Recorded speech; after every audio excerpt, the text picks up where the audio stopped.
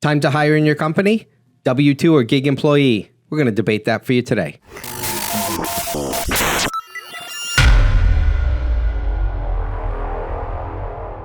Hey, welcome back to another Blunt Force Business. I'm Brian LaFauci. I'm Patrick Marino. And today we are debating on the debate stage in the what? The Blunt Zone? We're in the Blunt Zone. We're in the Blunt Zone. Welcome to the Blunt Zone. Love it. Awesome. All right. TM. Trademarked. Oh, damn. well, right there. That's it. You said it. You said it. You're in the Blunt Zone. You can't use it anymore. In the Blunt Zone. TM. I have a feeling at some point in time, someone has said, I'm in the Blunt Zone. I don't know if you heard it. Probably in different contexts. They've said it many times. We'll Google it. We'll Googleize the Blunt Zone. I mean, people have been in the Blunt Zone, but I don't know if you don't know if they've been said it in the Blunt Zone. In the Blunt Zone. It's our first debate series. This is great. We're excited by this. And I think our listeners are going to like this as a format. So it's going to be great. All right. As with any good debate, are we just doing it as a discussion or are we going to have rules? We're going to lay the ground rules right now. So this is the problem. I walk in. I know the rules ahead of time. He knows the rules. He knows the questions. He knows the moderator. Yeah. So I'm just sitting here. That's it. So caught by surprise in the Blunt Zone. I'm just here in the Blunt Zone. By surprise. Rules are this. You get a minute, 30-second minute platform stance opening statement. Okay? Each of us will get that, and then we will open the floor for open conversation. So, quick story. Yeah. I walk in. I start putting some notes down right here and say, like, okay, what am I going to talk about? I asked Brian, you have your notes? You ready to go? He's like, no, I'm just going to wing it. This isn't fair. This is the rules are not fair. I'm already contesting. It's rigged. The rules. This is a rigged debate. Those are great. All right. So I'm going to start with our debate series here. Okay. W-2 versus gig employees. I believe you need to hire your people. I believe they need to be W-2 employees for a myriad of reasons. One of the biggest benefits that I think that you are going to gain from that is flexibility and control over work environment and expectation. It is the ability to reprimand as opposed to usually just fire, which is the problem with gig employees. It's either hire or fire. It's very difficult to reprimand. Yes, you can, you could analyze contract and things like that. But in a situation of typical employees, there is more control, more flexibility, and you technically, in most cases, are going to get more work and more what I would like to call mission buy-in. You're going to get more mission buy-in from an employee, and you're going to build brand ambassadors with employees more than you are with gig employment. It's my turn. It's your turn. I've been prepping that for 24 hours. Seriously. You had about 30 Seriously. seconds. Slightly unfair, but I'm going to argue in favor of contractors versus W-2, and there's a bunch of reasons I think that you should do that. Number one, I don't think you get value for your hour when you have employees. You pay someone 40 hours a week. I don't think they put in 40 hours of work. I think that's a big problem. They're looking at the clock. They're wondering, what can I get? When can I get out of here? What do I have to do to just stick around? They're doing busy work. They're not really doing work for hour, whereas with a contractor, you're paying just for the hours that they're working. Number two, huge administrative savings for the business. So you've got no overhead. You've got no PCs to buy them. You've got no health insurance to buy them. Don't have to process their payroll. All these expenses are now saved for you. Another big one, I think, which is a huge one, is if you've got a contractor who you're not their only contract, it means they're out in the world, they're experiencing other things, they've got some experience to bring to you. And there's some niches where that really is important, but I think that for a lot of niches, you want to bring other people's expertise into your organization.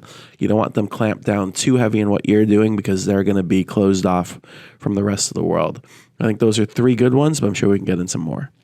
I don't think we can get into more because I don't think there are any more. I think your points have been laid out and your weaknesses have been shown right out the gate. I'm going to go right into the back of your comment that them going out into the world and having other experiences being benefit to them. I would say that more so you're competing for their time. when you said that, I'm like, okay, well, yeah, maybe not. But I always feel like in that role, aren't I competing with, all right, how much time are you going to be able to allot me? But my big concern when I look to hire a contractor is exactly that. I know they have other clients. I know they have other people they're working for. And I may have, this thing that I want a deadline to, want a response time to, and they're beholden to 20 other people with that. I mean, I think in a good contract, you don't have to worry about deadlines because it's in the contract.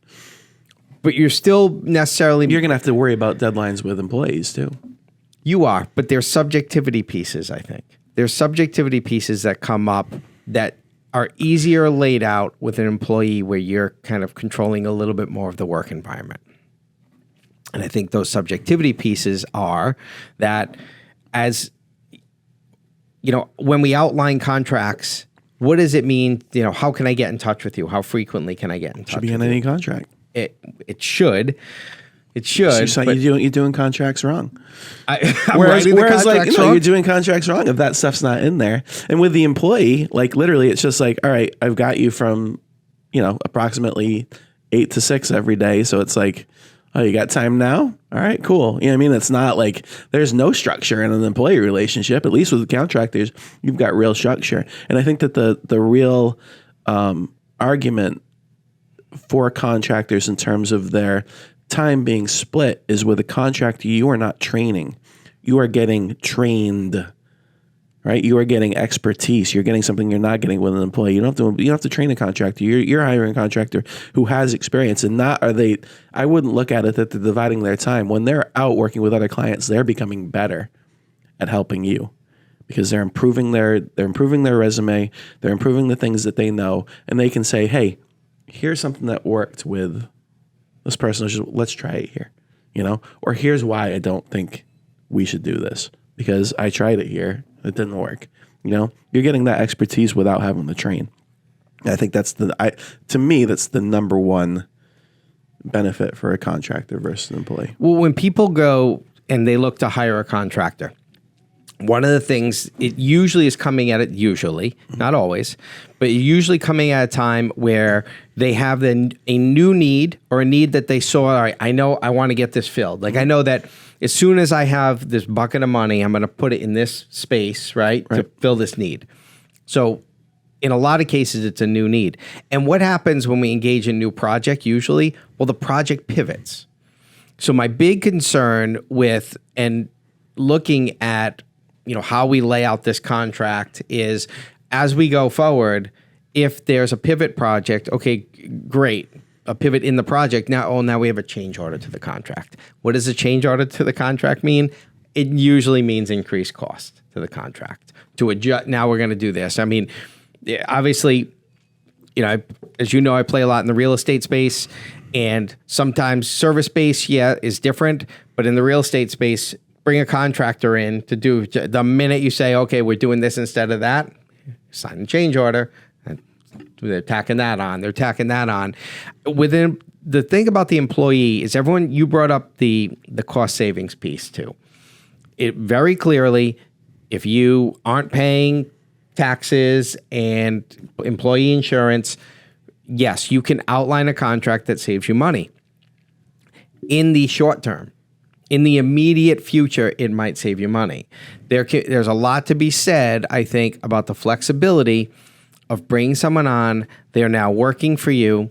Their expectations are there. And should changes in shifts in how we're doing business, what projects look like happen, there is a lot more leniency there in adjusting fire with an employee. And now just taking their efforts and shifting them from here to there, it's a lot easier to do than it is with a contractor that's something laid out, and now you have to make changes. And I'm a big fan of and a big believer that if you're doing it right, you're constantly evaluating off of the direction and what you're getting for feedback, and you constantly want to shift. Easier to shift with an employee, easier to adjust, your fire with an employee. Easier to change statement of works at review periods every 6 months to say, hey, listen, we're going here instead of there, while maintaining what I believe is the building. And we haven't even got to brand building, but how do you build a brand off contractors? How do you get them to really care beyond the scope of their work about advancing your brand? I mean, how many different points do you want me to talk about in my minute? How long did she? How long, the do we brand get, do thing we out. get time? We get time. We have plenty of time. Rolling leave on the time. brand thing out of it. We leave the Rolling on brand time. thing out of it. I don't for think now. you have an argument on cost. I think we should just move on. I think I won that one. I don't think there's any way. Short term, I don't maybe. think there's any way you can argue that if I'm paying somebody for 40 hours and I've got health insurance costs and I've got to buy them a PC and I've got to have a desk for them in the space that I've got and I've got to have subscriptions for them so that they can get in touch with me and all these different things. I've got to pay for their phone and all their calls. I don't think that in terms of just money, there's an argument to be made. I don't think that argument works. I think it's just you're saving money with contractor and you're paying the contractor maybe more per hour, but you're not paying for hours that they're not working. You're only paying for hours that they're working. And if you're working with a good contractor, I think it's not that difficult to change the contract. You've got to be, and I mean, it's, if you've got an employee who's not an expert at what they're doing and you're training them something and you're like, oh, we're going to pivot. Now you've got to train them to do this other thing, right? The contractor, maybe you hire a different contractor. Either way, you're spending time. So I don't think the time cost is a realistic argument in this. I think that I don't think the argument of cost is a winning one for the W-2 side. I think that that's like a flat out, like you're just going to save money with contractors, period. So we can tell our listeners, if all you care about is saving a little bit of money nothing else, I think that's true. Then the contractor route is probably maybe the short term way to go. I don't think that would be the way for you to argue in favor of W-2. I think it's a way for me to argue in favor of 1099. I appreciate you giving me my arguing Well, points. I'm supporting me in my argument. Yeah, I think that's a no-brainer. Like if that's and I don't think necessarily. I mean, I've had organizations where everybody's a contractor, right? And maybe that's not necessarily 100% legal in the way that they deal with their contracts. So I'm going to tell two quick stories about how you need to be careful as an employee, as our listeners are listening to this. Story number one.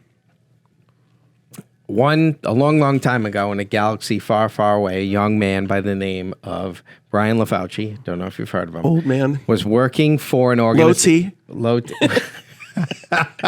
That's great. Was working for an organization and in the realm of psychology and being hired as a contractor. The ironic part of that situation is all the employees were being hired as contractors. Right. It came time at one point in time for that young man to go serve his country. Mm-hmm. And without skipping over a lot of the details, upon return, there wasn't necessarily the job that he had left wasn't there. And there's a law against that. Okay. Is that how the young Brian LaFauci got paid? No. Well, when said young man went to enforce that law, he was told, "Well, you're a contractor, so that law doesn't apply to you. It only applies to employees." However, said young man was resilient and resourceful, and utilized he sued those motherfuckers. Utilized his relationships to dig into that, and come to find out, with an IRS audit, they were paying said young man illegally because he did not have the capacity to go get his own work, which was a key component of being a contractor. Yep. He was assigned work. Yep. And there were other factors in there that made it under IRS code where said young man pushed that issue and the entire organization shifted from contract work to W-2s. Said young man, Patrick Marino, has worked in that environment and then paid a well. fine, and then paid a fine for what they did, and then paid back pay to said young man for what he should have been. I've worked in a proactive environment, so you got to be careful. Yeah. I'm telling that story to our listeners because the reality is, yes, can you save money? But if it should be, and this is something you run by your accountant, if this thing should be a W-2. You want to check that because there can be penalties and back pay and all that good stuff that can come your way if you I was going to say unlegally. That's a horrible word. If you don't follow the IRS code with what constitutes a contractor and what constitutes. So that's story number one. I'll make a really quick for the second one. I won't even tell the story. I'll just give point. I think he used more of his time again. I did. Where's the moderator? So we got halfway point. We got time. In a similar instance to that, anyways, I'll skip it. Should we take a Dunkin' break? Yeah, I'll skip it. There's another instance that mimics that exactly. Point being, to our listeners, be careful. There are, like you're saying, can you save money? Sure. But can you also get in trouble if you're hiring people as contractors when they shouldn't be? Absolutely. Absolutely. And you have to be aware of that. I know some examples of that as well, but since I'm debating the other side, I don't want to comment. You don't want to share them? I don't want to comment. Deflect. Well, I think that since I haven't talked for a while, I'll talk for a minute. One of the factors I think that we have to take into account is it's 2023. It's not 1950 anymore, right? So, and the reason I say that is because young people in particular entering the workforce are less likely, and actually people in general are less likely to stay with a company for any long period of time.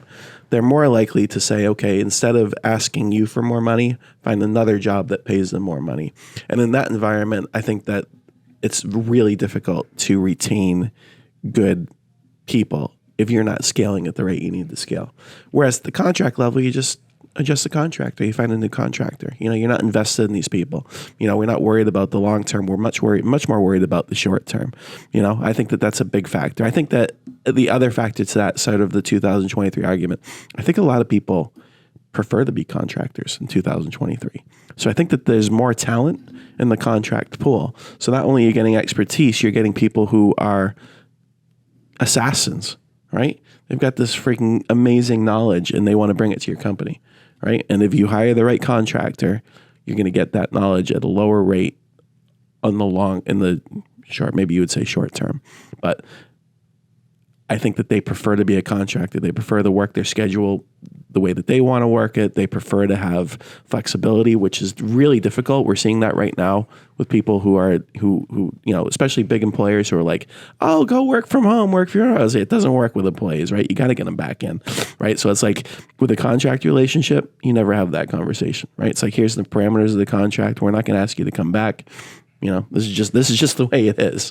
You know, I think that in 2023, and from a contractor perspective, a lot of people have kind of figured out, well, if I work with my own taxes and I have the right math, right, and I have the right CPA and I have the right approach, then I will save money. I will give less of my money to the IRS. I will pay less for my retirement benefits. Like all those things will cost me less as a contractor. And the more people wise up to that, the more they realize, like, why would I ever be an employee?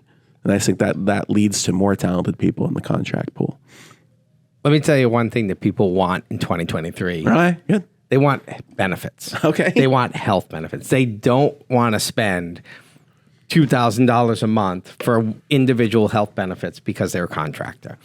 And that is a big concern right now with, there's talented people out there. Yes, they can have flexibility.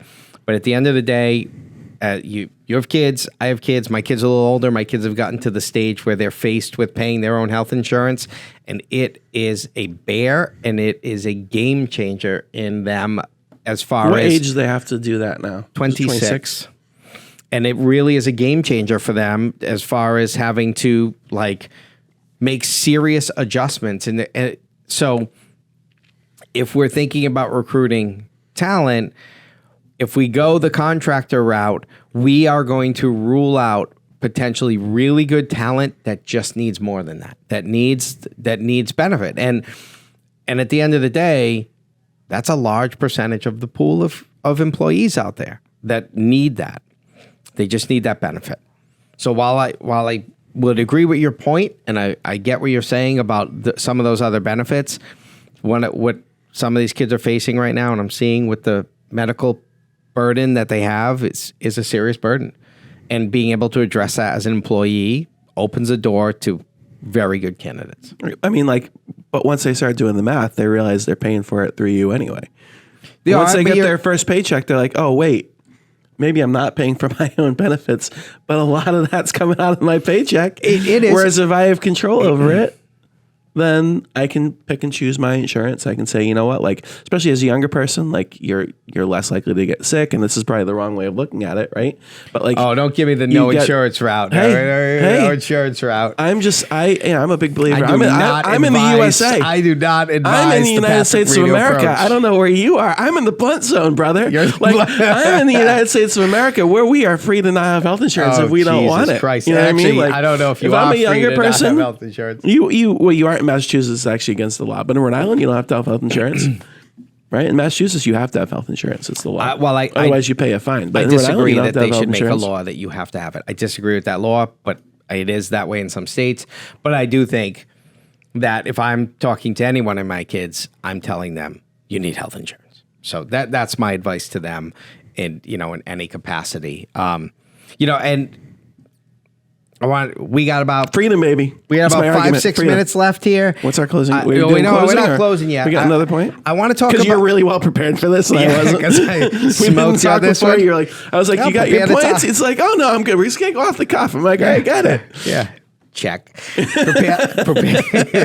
the topic for next week. Oh man. Yeah, prepare the topic for next week, and you can. Usually we just come in here, we have an idea, and then we prepare while we're here. I like the debates. You're doing a great job, Patrick. You're doing a great job. We'll have to have an audience vote. Hire a contractor audience today. Vote. In the comments below. The comments below, you want to put in contractor or W-2. Which way are you going? Heart emoji is contractor. Thumbs down emoji is W-2. Well played. We got to talk about brand building, because the reality is, to grow your company, you can't do it in a silo. You can't. You need people that are on board with your mission, your vision, that are there to promote it. And I unless you pay a contractor, from a marketing standpoint, I'm paying a contractor to promote my company. That's the only time you're going to bring someone in that really is going to care about the company mission and vision in their day-to-day, and be willing to put it forward and be invested in it and do that. I don't see how you get more than lip service from a contractor that, yeah, what you're doing is great, and we're here to help you and grow the brand. You're going to grow the brand until I stop. The contract ends, and then the minute it ends, you're done. You're on to and you could say, well, employee's not going to grow the brand, but they are getting indoctrinated into a culture, and it's very difficult to do that with a contractor. I would agree with that. I think it's difficult. I'm just a believer in being lean and mean. Let's be lean and mean. Let's scale. Let's make money. Let's put it back into the company. I don't want to put it back into things I'm not growing about. So it's a very difficult argument to argue against the brand building piece. But I do think that, again, like if we're hiring lower skilled people because that's what we can afford on an employee level, which I think what most people do, they end up compromising, right? They end up offering what they can offer. Then that makes the brand building thing more difficult, because you can't lose that person. The person's leaving. They're not sticking around. Nobody's sticking around for 10 years anymore. People are saying for 2 or 3 years. How do you build a brand in 2 or 3 years? You know what I mean? How do you incorporate them? You can incorporate them to a certain extent, but by the time they're on board, they're ready to go. I think that's just the environment we're in. I just don't think that, I think it's in this environment, I don't know if you have people on long-term enough to really sell that corporate culture. I think you've got short-term people. I think you've got a lot of people who are just anxious, right? You've got more people who are not, you've got far fewer people who are working for the work. More people who are just working because they have to, so they can support the rest of their lifestyle. I think that's the employee today, right? More, especially since the pandemic, more people looking at me and like, why am I putting so much of my freaking life and my effort into this company? Right? This is not what I really care about. What I really care about, they want to get in the blunt zone. What I really care about is my friends and family and my yoga and my free time. Right? Those are the things I care about. So I'm going to do is I'm going to make some money here so I can justify the rest of it. I think there's more people looking at it that way. So I think that you're going to get less of the brand building anyway. I just don't know if it's that compelling. New rule. New rule? New rule. Hey, it's up to these people to decide who won the debate. I know. Let's have a closing statement. Closing statement. I love it. Go Get ahead. after it, man. You can go first because I went first. On the I mean, open I'm statement. actually going to close. I'm not actually going to close in support of my argument because I think I killed Brian in the debate. But what I am going to say is, like, I think that this is very case by case. I don't believe that there is 100% case for contractors or 100% case for like W-2s. Like, for example, like CPAs. Like, how many people have a CPA in their employee pool?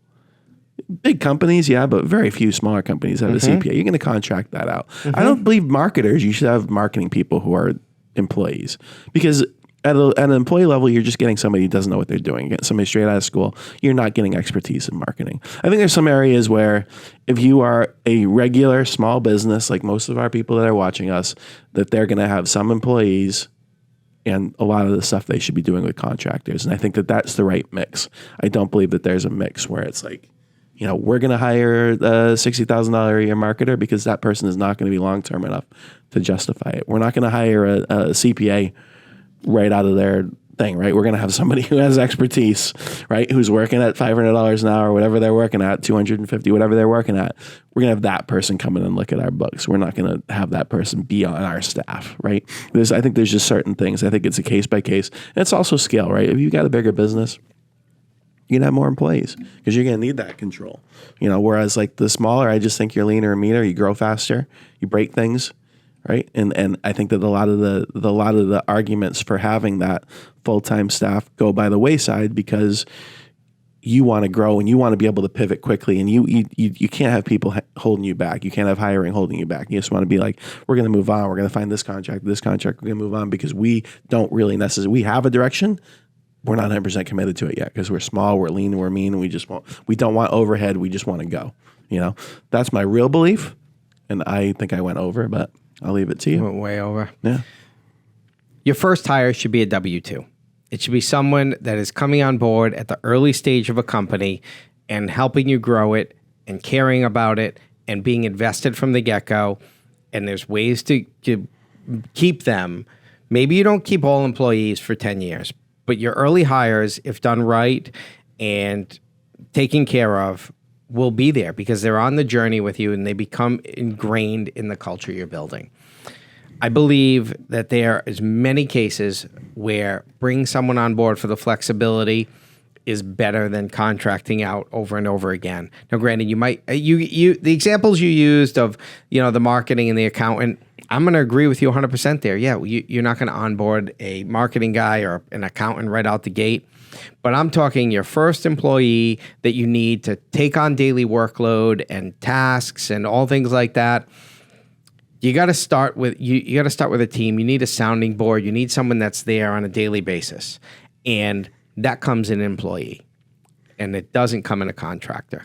And building brand is important. It's as important as the bottom line. Whatever you do, Stay in the blunt zone. stay in the blunt zone. Stay in the blunt zone. I hope you enjoyed our debate today. I hope you go kind on Patrick in the comments below with how I fucking smashed him in the debate. But other than that, thanks for watching. W2. This was rigged, by the way. The format was rigged, just so you know. It's always rigged. I wasn't ready. Scales are always tilted. W2 versus Gig. I'm Brian LaFauci. Patrick Marino. Until next time. Thank you.